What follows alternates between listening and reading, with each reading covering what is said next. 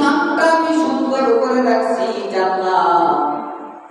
এই জান্নাতে ঢোকার জন্য আখেরি জামানার নবী মুহাম্মদুর রাসূলুল্লাহ সাল্লাল্লাহু আলাইহি ওয়াসাল্লামের উম্মতেরা প্রবেশ করবে।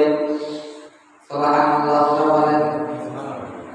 আমরা আখেরি জামানার উম্মত বলা হয় না, কিন্তু আখেরি জামানার উম্মত হয় হওয়ার পরেও আমরা এত সুন্দর কথা শুনলাম যে মুসা পয়গম্বরের উম্মতের আগে, মুসা পয়গম্বরের আগে আখেরি জামানার নবীর উম্মত প্রবেশ করবে জান্নাতের ভিতরে। এই কথা শোনার পরেও বলতে সুবহানাল্লাহ বের হয়। সুবহানাল্লাহ।